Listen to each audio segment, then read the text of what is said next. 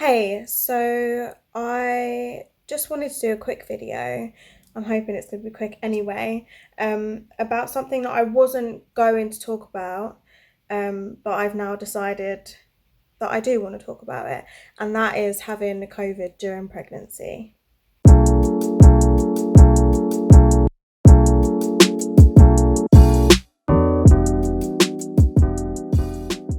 How do I start this? I don't even know where to start because it was weeks of my pregnancy. I'll just start from the top. So first off, Yas got sick and we were like, oh gosh, okay, let's do some lateral flows.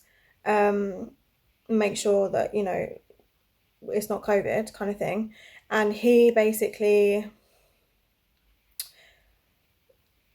so he had someone from his work who had been off and found out they had COVID, and I had someone from my work who was off and found out because they found out they had COVID, which means that Yas and I were testing for like 7 days in a row just to make sure that we didn't have it, doing lateral flows 7 days in a row.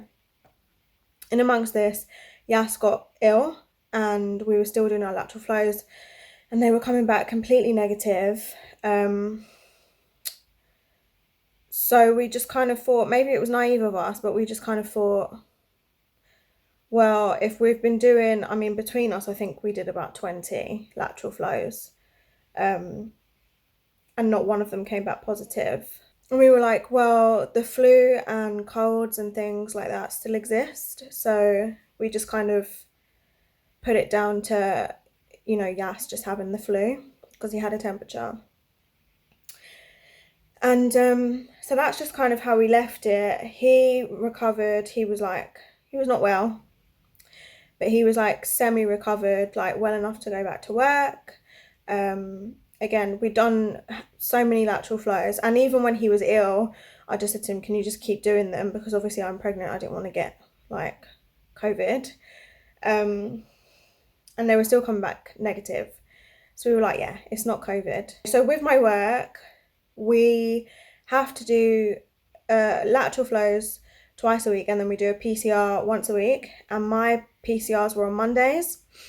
So Monday came around and I had to do my PCR for work anyway. So I done a PCR and I sent it off. Luckily I had one at home. I was off anyway because I had like some pains in my legs and stuff. So I'd called in sick because I wasn't feeling well because of the pregnancy, not because of, COVID or anything, but because my legs were really hurting. I think the day before that I'd done some intense gardening that I probably shouldn't have done, and I'd really hurt myself. So I wasn't going into work. So luckily I had a PCR in my bag. And so I did that on Monday and I sent it off. And I didn't get the results back, obviously, straight away. And then I started to feel really, really unwell. And I was like, oh, I don't really know what's going on. I started to have a temperature and I started to feel a bit under the weather. And it got to the point where I was getting a bit worried. So I called the midwife and I said, I'm not feeling very well. And I don't think, and then they said, can you feel the babies or something? And I said, I don't know, because bear in mind, this was when I was about 20, 21 weeks pregnant, where you only just start to feel any sort of movement and stuff. So, sorry, I get really out of breath talking now when I'm pregnant, by the way. So if you can see me gasping for air, it's because I'm getting out of breath. Weird. But, so I said, I don't know if I can feel the babies. I said, I can't be completely sure because I've never been pregnant before. I don't know what it feels like. I can feel at least one of them, but I don't know if I can feel both of them. So they said, right, we want to just be sure that the babies are fine, basically. And I told them, I said, I've got a fever. I think my temperature at that point was maybe 38 degrees. And so I told them I've got a fever. I've got a bit of a cough, but it's not really like a continuous cough. headaches and chills and stuff. So I said it's like flu symptoms. And I told her that we've done lateral flows and they were all coming back negative. But they said, just to be sure, we'll get you in to triage, but we'll keep you completely separate. So I went into hospital. They did keep me separate. I didn't see any other patients there. They put me in a private room that they could clean. They had the full PPE going on. They were really good, actually. And they just they scanned me to make sure that both babies were still there, and they were, which made me feel better. So I saw both babies' heartbeats and I saw them both moving and stuff, so they're fine. And they said, just for curiosity, what are your other symptoms? So I told them, and they said, just to be sure, we're going to do a PCR on you, because I told them that I've done a PCR but I haven't got the results back yet. This was a couple days after, I think this was like Wednesday after doing my PCR. I did my PCR on Monday and I hadn't got the results back. And they said, we're going to do a PCR for you and you'll get the results back in a few hours. So I was like, oh, perfect. Anyway, they sent me home. They said, obviously, all I can take is paracetamol because I'm pregnant. But they said, just take paracetamol, relax, chill out, whatever. Plenty of fluids, all of that stuff. But the babies are fine. I got home, and a couple hours after I got home, I got both my results. So I got my Monday PCR results and I got the results from the hospital, and they both came back positive. So at this point, I'm thinking, oh my God. I think my heart dropped. I think I was just so terrified. I thought, oh my gosh, I can't believe I've actually got COVID. And then I thought, oh my God, yeah, me and Yas thought it was a flu and he's gone back to work. So I called him immediately and I just said, I've got COVID, you need to come home. So he left straight away. And then at some point he got a PCR as well. And then his came back positive. Not on that same day, it was like a couple of days after. His results came back positive too. So we were like, oh my gosh. So, we did everything that we had to do, like tell everyone at work and stuff, get them to test, all of that. And then what happened after that? I got progressively worse. He was fine because he was already like recovering anyway. He just had like lasting effects of like a cold, like I think like a bit of a cough left or whatever, but he was fine. However, I was getting worse. And so, okay, just a quick insight to my symptoms. So I had, as I said, I had a fever. My fever actually eventually got up to 38.9, I think. I don't remember. It was quite high. I had chills, aches and pains, sweats. My whole body was just in pain. I was really tired. I had headaches. I got the awful cough, and that is not something to joke around about. The cough for me was so bad that I couldn't catch my breath a lot of the time. So I'd end up either like bent over trying to breathe or vomiting because I couldn't catch my breath. So that was awful. And I also had breathlessness. Not if I was just sitting here, I wouldn't have breathlessness, but I would have like just getting from the sofa to my downstairs toilet was like a scary thing for me because the breathlessness led to coughing. So I would get up, not be able to breathe properly. So I'd be like, and then when you've got a cough, it makes you cough. And so I'd end up in a coughing fit and either crouched over, like almost on, like collapsed on the floor, vomit or whatever. So that was a scary thing for me. And I think what happened was because I was so scared, I stopped sleeping. Because when you lay down, for some reason, a cough gets worse. And I just stopped sleeping. My anxiety got so bad that I just said, no, I can't sleep. So I'd fall asleep and then I'd wake up because I'd be so scared that I was going to have a coughing fit or be sick. I've got like a small phobia of being sick. So that really wasn't fun for me, but I think that was my anxiety mostly. It was really playing up. And so anyway, I lived with this for days and days and days. We got through our isolation. I think we went, and I say we because I ended up keeping Yas up with my anxiety. because I'd be waking up and I'd end up crying because I've got, I'm sleep deprived and all of that. So we got through our isolation anyway. I think 4 days in a row it was that neither of us really slept. I think slept during the day. I couldn't. I was too scared. And then it was like one day I was feeling really unwell, and Yas was like, do you want to try and get some air? So we started to walk around in the back garden, and I got breathless and had a coughing fit and I just couldn't breathe. I just couldn't breathe. So Yas was like, okay, I'm sick of this. I'm calling 111 because this is scary and I'm pregnant. And I don't know if anyone's been ill enough with a cough. When you've got such a cough, when you're not pregnant, or I've had it before when I've not been pregnant, it hurts. Like you get, like your abs hurt, and you end up like for the next few days, like feeling like you've done a workout. Now I was scared because I was coughing and not being able to breathe, and I'm carrying 2 babies. So I was thinking, oh my God, these poor babies, what am I doing to them? So anyway, called 111. They said go to A&E, go to the isolation unit, tell them they said we've called ahead and we've let them know that you're coming.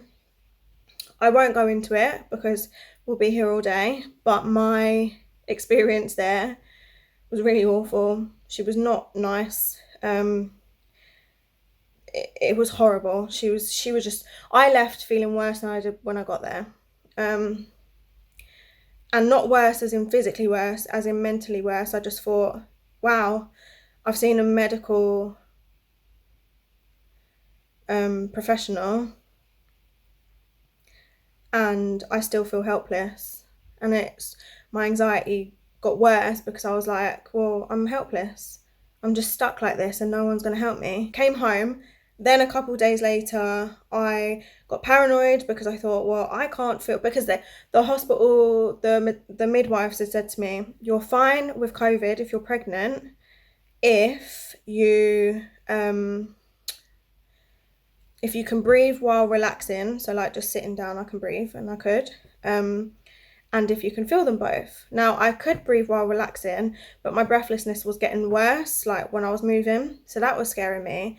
But I also, again, didn't know if I could feel both babies. So I called the midwife and I said, I'm over it, like this is after isolation, but I was still, for weeks, I was still so ill.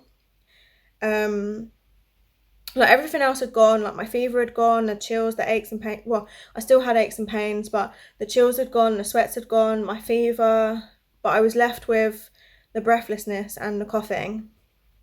But I'd done my isolation. I spoke to Track and Trace. You know, there's people that call you all the time when they find out you've got COVID. Whew. They call you all the time when they find out you've got COVID. And they said, I'm safe to leave now, but only as long as you've done your 10-day isolation, which I had. So I called the hospital and I told them I've had COVID. I've done 10-day isolation. These are the symptoms I have left. Don't know if I can feel the babies. So they said, right, you're safe to come in. Let's test it. Make sure the babies are okay. So I was like, okay, perfect, thank you. I came in. They took me to triage. Again, got hair in my mouth.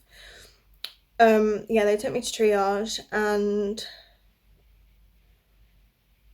I think I was just a bit of a mess, and I think everything was worse because I was so anxious and everything. I was just really overthinking things in my head, and the anxiety just really got to me. So I had the physical pains and aches and issues with COVID, but I'd also, my mental health like deteriorated massively when I had it. And I also think that's the worry of having the twins, and caring so much about them. But I got to the hospital and they were amazing. They did every single test that they possibly could have. They did an ECG to check my heart. They did chest x-ray. They did my bloods, urine sample. They did my heart rate while sitting. They did my heart rate while walking around. They checked my lungs, which they said had a little bit of fluid in, but they said that's nothing unusual when you've had COVID. and that it will clear itself up. And then what else did they do? I can't remember what they did. They did so much. They did every test that they possibly could have done to make sure that me and the babies. Oh, they scanned the babies, and they also did a Doppler to check the babies' hearts. All fine. They reassured me and told me the babies shouldn't have. They said they won't have any lasting effects of COVID, because they weren't affected by it, if that makes sense. Like, they were fine throughout the whole thing. Because I had been checked a lot because I was so paranoid. I can't remember what other tests they'd done, but they'd done so many. And then doctor came in and he went through every single thing with me. And then we spoke about my anxiety, and he was so good. He was like, he was like, I think you would benefit from speaking to someone. And then he referred me to the maternity therapist, and she was also brilliant. But that day, I think when I was at the hospital, I was in from 11 till 9. So 11 in the morning till 9 at night. Checked thoroughly, spoken to with respect, treated like a person. It was really nice. And I left feeling so much better. And the doctor gave me, because I told him the paracetamol wasn't working for like the pains that I had still and the lasting effects of COVID, because I wasn't allowed to take anything really, because of being pregnant. And then so he was like, oh, okay, I can give you some codeine. And the codeine, I don't know, I'd never taken codeine before. I've never been big on painkillers and stuff. But I took the codeine and it completely mellowed me out. My anxiety just went. I came home. I'm pretty sure Yas said I slept for 18 hours. Maybe that's an exaggeration. I feel like he said 18 hours, which is a really long time. But after you've not slept for like 4 days, you need to catch up. But yeah, after taking the codeine and being reassured at the hospital and stuff, I came home, my anxiety was gone, I felt so much better, I slept, and then after that I was fine. I still had the lasting effects of COVID. I had breathlessness for weeks after, but I felt reassured, and that really helped my mental health, which is so important. Yeah. And I think that's pretty much all of it. But what I didn't mention, which is a really exciting part of this. So we had planned, and we'd made plans and, started buying things for our gender reveal party, which we had to cancel because both of us got COVID. So we weren't actually able to do our party, but we did manage to go and get the gender scan, and we did manage to get the cannons. So like we gave the envelope to our friend, and he got the cannons for us.